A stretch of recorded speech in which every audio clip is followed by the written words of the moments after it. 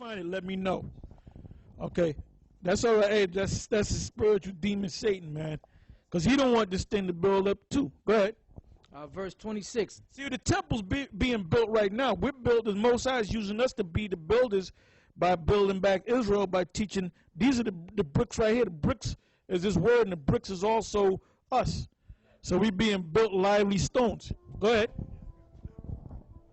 Okay, it says Cyrus was praised in the Tanakh, Isaiah 45, 1-6, and Ezra 1, 1-11, for the freeing of slaves, humanitarian equality, and costly reparations he makes.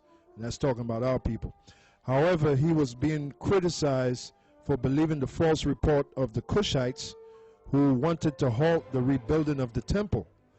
They accused the Jews of conspiring to rebel, so the king of Persia in turn stopped the construction of the temple, which would not be completed until 516 BC, during the reign of Darius the Great. Okay, that's a good point. Okay, what we got now? Go ahead. Daniel chapter 9, verse 26. And after 62 weeks shall Messiah be cut off, but not for himself. And the people of the prince that shall come shall destroy the city and the sanctuary, and the end thereof shall be with a flood. Right, the end thereof shall be with a flood. It's talking about when the Romans took down Jerusalem. Because there was a point where we had a good relationship with the Caesars. Now, that point where that contract or that agreement was broken off, and they became enemies of us because we were paying taxes and so forth. So they said, okay, you can keep the high holy days, you can keep your temples up, we're not going to destroy you as long as you pay tribute. So that really started during the time of, matter of fact, go to, what you got? All right, go ahead. John chapter 11, verse 47. Then gathered the chief priests and the Pharisees a council and said, what do we, for this man doeth many miracles? If we let him alone, if we thus let him alone, all men will believe on him, and the Romans shall come and take away both our place and nation. Yeah, because we had a covenant with them. Now go to Acts 18 chapter in the first verse. And there's something, I don't know what name it's under, but it tells you, I don't know if that was under Claudius. It was under Claudius. Because I was reading it last night, and it tells you how the Christians were pushed out along with the Jews, which really is the same thing. Yeah, see if you can find that. It should be under Claudius.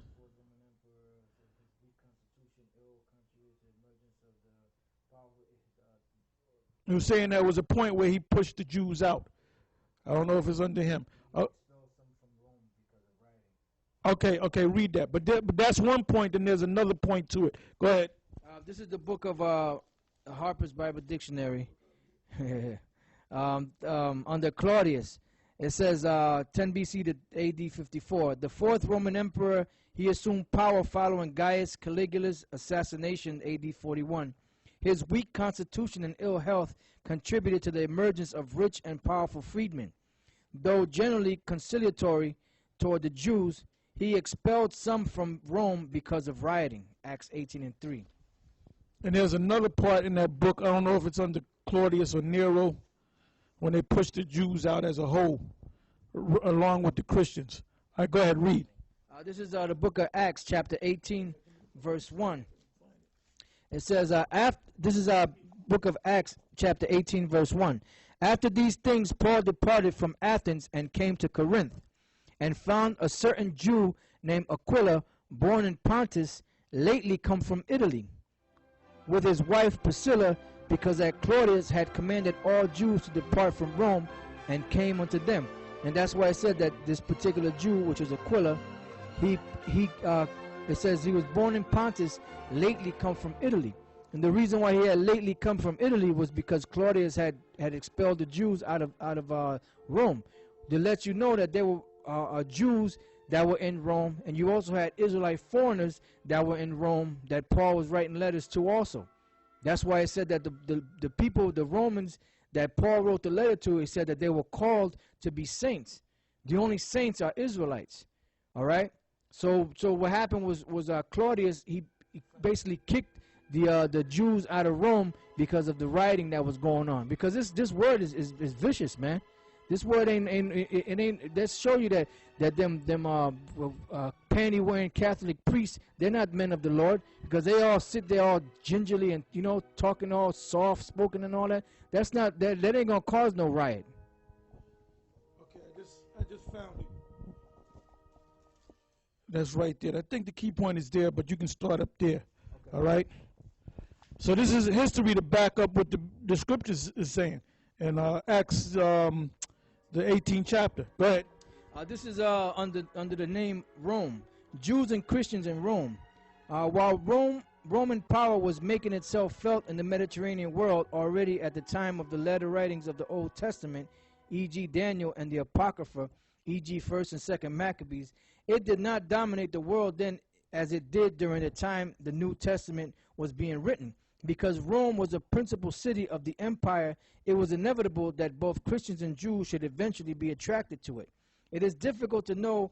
Now, the writer of this book, they're saying Christians and Jews like they're different. All right, like Christians were other nations that believed in Christ, and then you had the Jews. And when you read this document, you're going to see that the Jews and the Christians were the same people. Just the Christians believed that the Messiah came at that time. But you had other Israelites that said, no, we ain't going to accept him as being the Messiah. Go ahead. This is Acts chapter 11, verse 26. And when he had found him, he brought him to Antioch. And it came to pass that a whole year they assembled themselves with the church and taught much people, and the disciples were called Christians first in Antioch. Yeah, which the disciples were what? They were Jews. All right? Go ahead.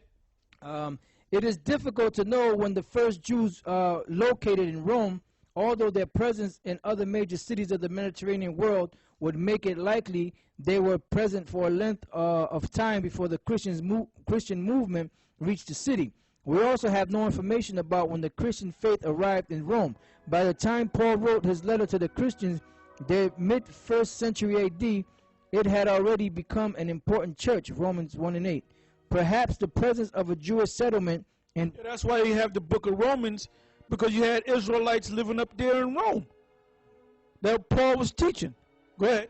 Perhaps the presence of a Jewish settlement in Rome was a point of entry for Jewish Christians coming there. About the year AD 49, the Emperor Claudius issued an edict expelling Jews from Rome. The fact that Christians as well were expelled, see Acts 18 and 2, indicates that at that time, Roman officials did not differentiate between Christians and Jews. Why didn't they differentiate between Christians and Jews? Because they were the same thing. They were the same people. But you get these scholars, like you had a couple of Romans, they became Christians. You had a couple of Greeks became Christians and some Africans. So you had a bunch of mixed nuts. So they said, get rid of the Christians. Okay, that Roman, he's trying to hide. He's a Christian. Nah, that Edomite, he's a Christian. No, they were all Jews. That's why the writer said what he said. Read that again.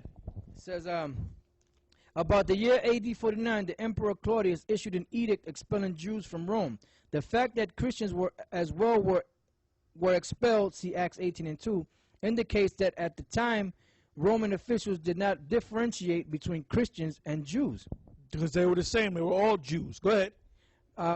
So even Esau give you the truth, but he don't even understand what he's writing. Go ahead. That was, right? Is there any? Let me see if I'll read it. Go ahead. Perhaps because the Christian community was not large enough to be significant some 15 years later. However, they were numerous enough to attract the blame from Nero for a fire that devastated Rome AD 64. There is an early tradition that puts the martyrdom of both Paul and Peter in Rome about this time. While we have a record of Paul's arrival and 2 years stay in Rome, there is no mention in the New Testament of when Peter got there or how long he remained. The Christian community in Rome continued to exercise influence on other churches that is shown by the likelihood that 1 Peter and Hebrews originated there. First Clement, a letter from Rome, sometimes in the early 2nd century, shows how the interest continued in the instance interest in the church of Corinth in Corinth. See also Augustus, Jupiter, Austria, Roman Empire. Yeah, cause this was such a big movement, man. Christianity, the Jews waking up to the Lord, that they said, man, we gotta start killing. We gotta start setting fires and blaming it on the Christians. We gotta kick them out of Rome. So we're in that same thing. So this is history repeating itself, man. Because you got camps all over right now, and those elite, don't think that they don't notice. Those are the elites. They know what the hell's going on. They see how these prophecies are coming to pass. Here you got a simple-ass nigga come up. We're trying to tell him that he's an Israelite. No, brother, I'm a Muslim, brother. If you mix it. That's why nowadays we don't, you know what, man? Just keep walking down the street. Then when you tell a clown to keep walking down the street, all of a sudden the nigga wants to stay. It's amazing, man. All right, go ahead. Daniel chapter 9, verse 26. And after 62 weeks shall Messiah be cut off. Yeah, the Messiah was crucified. Go ahead. But not for himself. Yeah, because he was crucified for the nation of Israel. Go ahead. And the people of the prince that shall come shall destroy the city and the sanctuary, and the end thereof shall be with a flood. That flood came in the form of the Roman armies through Vespasian, Titus, and Domitian, all right? Now, what I'd like you to do is go back to Vespasian in this book right here. So we're going to have to deal with Vespasian. We're going to have to deal with Titus. Well, Titus was the key guy. Go ahead. Vespasian, a Roman general who began the siege of Jerusalem in the first Jew. So this was the end of the 70 weeks in Daniel the 9th chapter. Go ahead. But like I said, if we was to really go deep into this, man, we'd be doing this for the next 3 months. So it's up to you to do your studies and to learn this history, all right? The key people that you got to study on is during the time of Israel coming out of Babylon, during the time of Cyrus, during the time of the 3 Darius. Go ahead. It says, Vespasian, a Roman general who began the siege of Jerusalem in the first Jewish war of rebellion against Rome, AD 66 through 70. In the midst of the siege, he was named Roman emperor, and he ruled from 69 to 79. His son Titus, who took over the siege in Jerusalem and pursued it to its conclusion, also succeeded him as emperor 79 through 81. See also Titus. Now go to Titus. Now, the Lord, before he was crucified, was telling the people that when you, matter of fact, go to that too. Matthew's the 24th chapter. Go ahead. Matthew chapter 24, verse 15. Yeah, because you got guys in the church reading that, and they'll just read it. And then they'll just they'll read right past it. And then if you ask them, like we asked Raymond on Fordham Road, I said, what does that mean, Raymond? What does that mean? And he didn't understand. He didn't know what it meant. Go ahead. Say, what's your name? What's your name, first of all? My name is Raymond. What's your name? All right? Now, one of the brothers, Yohannabar, ran into him and talked to him. And then he said, I'm one of them Israelites. So they, shook hands and they talked and everything, Because Raymond saw that we were right. Because you got them people in the churches, they'll read a scripture and they'll just read right through it and won't give you the understanding of what it meant. They'll say it's talking about now. See, the Antichrist. It might be Barack Obama. He's going to enter into Jerusalem. When he goes into that temple, no, that's not the fulfillment. The fulfillment already took place. Go ahead, brother. All right, this is Matthew chapter 24, verse 15. When you therefore shall see the abomination of desolation spoken of by Daniel the prophet stand in the holy place, whoso readeth, let him understand. That's why the Lord said, whoso readeth, let him understand. Because if you don't understand it, you ain't got no business reading it. Read that again. When you therefore shall see the abomination of desolation spoken of by Daniel the prophet stand in the holy place, whoso readeth, let him understand. Yeah, now, I don't know if you can find it, but I had an article there where it says how he actually entered. I guess if you go to Wikipedia, if you go back to Wikipedia, or you go to my favorites and speak for a minute. Right. So that's basically what it is. It's basically a historical account. The book of Daniel is a ninth chapter.